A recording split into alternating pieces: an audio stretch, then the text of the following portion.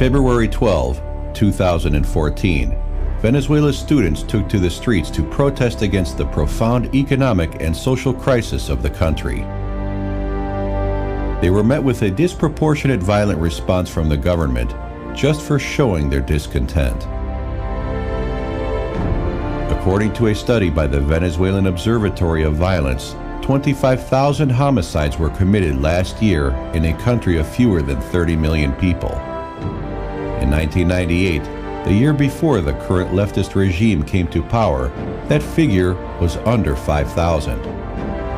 Over 90% of these murders go unpunished. The country is severely impoverished. Staples are very hard to find.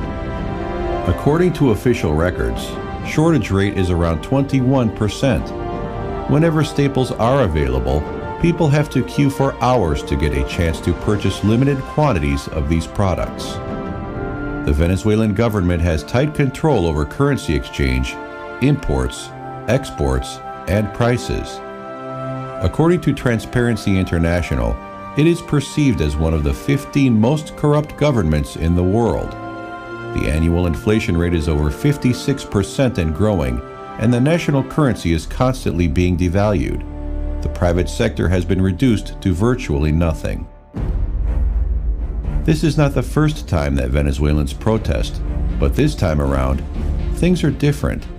Anti-government demonstrators, armed only with flags and posters, are being brutally repressed and shot at with live rounds by the National Guard and heavily armed vigilante groups known as colectivos. Dozens are missing, hundreds are injured, and there is an unknown but growing number of deaths. Hundreds of students have been imprisoned, held uncommunicated, and have been subject to severe beatings, torture, and abuse. These human rights violations are being dismissed by the courts without further investigation. Local TV channels provide no live coverage of the protests, so Venezuelans have turned to social media to spread information.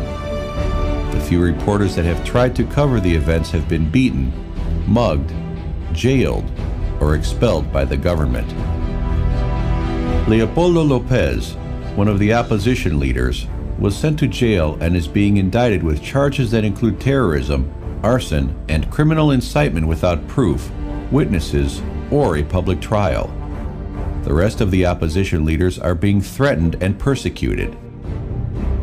The only means of communication that remain available are social networks such as Twitter, Facebook, and WhatsApp. The government has censored online news outlets and blocked certain apps and features such as Zello and Twitter images. We don't know how much longer we'll be able to communicate with the rest of the world. This is why we need your help.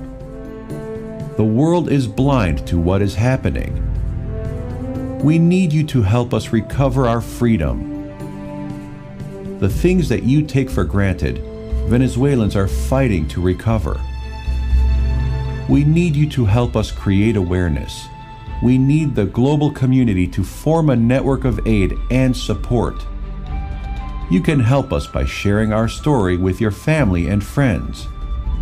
You can help us by contacting your representatives and demanding their support for the Venezuelan people and their fight for justice and freedom. You can help us by caring. We ask you to shine a light on us. We ask you to spread the word.